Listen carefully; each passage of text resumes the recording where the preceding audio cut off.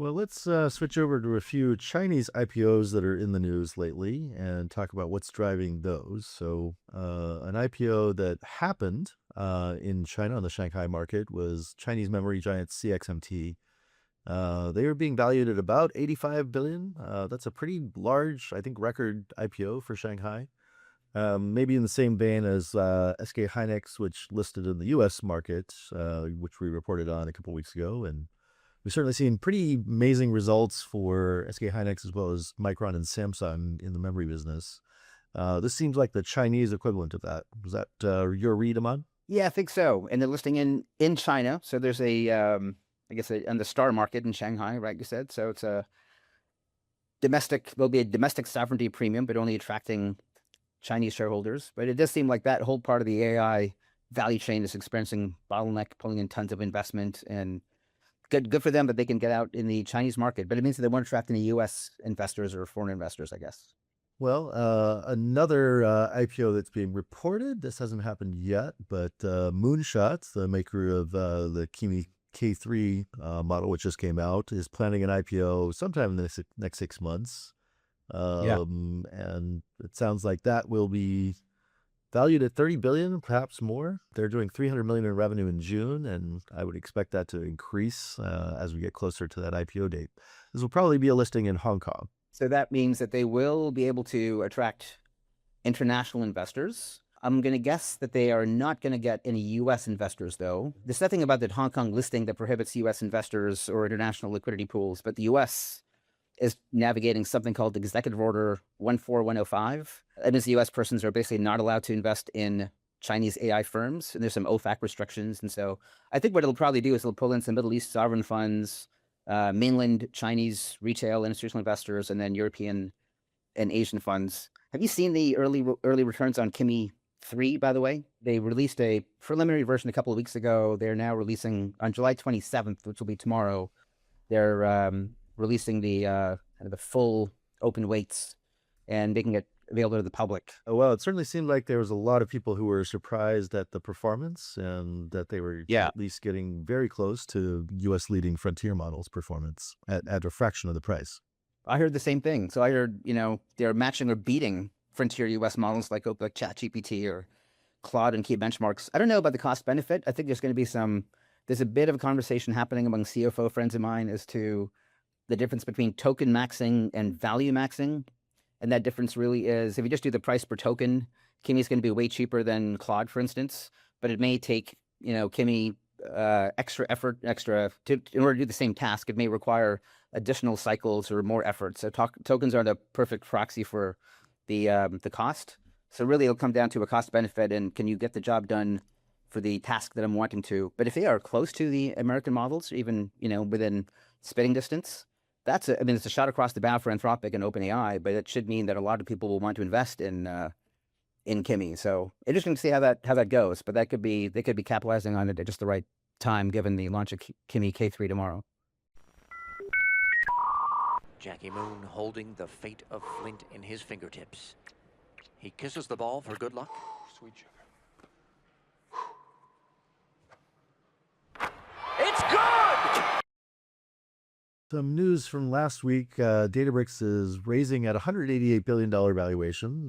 That's up a little bit from their last raise at $134 billion valuation last December. The company's doing quite well. I think north of $5 billion in revenue. Is that correct, Aman? Yeah, they actually disclosed $6.9 billion in ARR in their June 26 update. So they're kicking it 80% year over year. Not a huge raise given the progress. I guess $3 billion, they don't necessarily need a ton of money, but that's still, I guess, one of the highest value companies outside of the big three, correct? So yeah, the $188 billion, they are fifth largest private company they're ahead of Stripe, but behind OpenAI, Anthropic, and I guess ByteDance. They're two times more valuable than Snowflake, which is a public company at $100 billion market cap. Finishing up our news reporting, but maybe speculating a little bit, where do we think the overall IPO market is headed towards the end of this year and next year? Where do we think the private markets are headed? Certainly seems like no slowdown in raising private capital, whether we're talking about big, LLMs or AI companies or defense tech companies. Do we expect to have more IPOs happening in 2027? It's tough because I think, take Databricks as an example. they basically said this is a tough year to go public, and they're just going to stay private and raise money.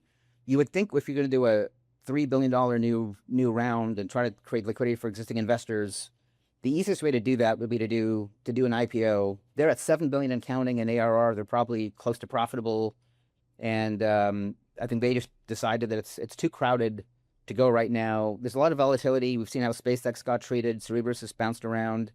Even good companies like CoreWeave have bounced around and gone below issue price. So I think if Anthropic goes between now and the end of the year, that'll pull out more capital out of the market, and I suspect that'll be about as much as the U.S. IPO markets can bear. It already will be a record year for total proceeds, and then the Stripes and the Databricks will probably want to wait until next year. The private markets certainly seem to be doing, providing a lot of capital to all these AI adjacent stories. So if I were in that group, I wasn't quite in the top tier, but I was AI adjacent, I would probably wait it out until 2027. Yeah, I think we are seeing, capital markets open up for the best and brightest companies, but the bar is pretty high, both in terms Definitely. of revenue and narrative. I think one other thing we're seeing in the private markets is more company tender offers, more organized secondary tender offers, certainly by companies like Databricks and Stripe and Canva and others. They're doing these on almost an annual basis, sometimes even twice a year. And I think we're seeing those company organized tender offers happening at smaller scale as well, even for companies that are maybe only, single digit billion-dollar valuation companies, maybe Series C and D companies. I'm guessing we're going to see more of those organized company tender offers. Maybe these are only, I don't know, $25 to $100 million offers. It seems like when people do these tender offers, it's maybe only 2 to 4% of the market cap that gets offered. But I think we're going to see hundreds of these happening in the next couple of years. Do you think there'll be enough investor demand from these late stage venture capital firms and crossovers to justify that? I think for these larger secondary firms like Industry Ventures and Stepstone, maybe selected, folks like 137 and Klein Hill, they're certainly interested in doing, their own checks that might be 25, 50, even up to $100 million.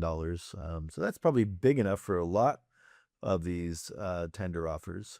But I think probably for individual, buyers, family offices, institutionals, there might be opportunities to do smaller tender offers that are only maybe $20 million in size. I think what's really driving this is, a lack of liquidity for employees and early investors as these IPOs take longer and longer to get to market and, more revenue required.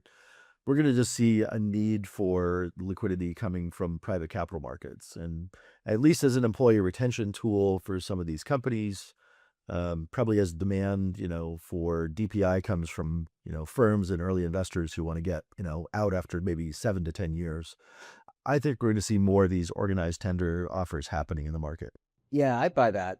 I think now that we're seeing a few of the dam break and a few of these companies get out. Like if you're an employee at SpaceX, you have liquidity. If you're an employee of Anthropic, maybe OpenAI, you're able to get liquidity.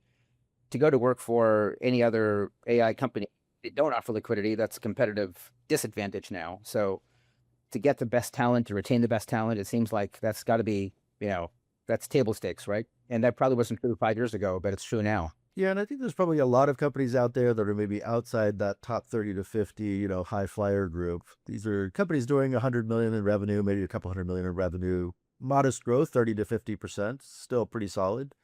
Maybe they don't even need capital. Maybe they're profitable.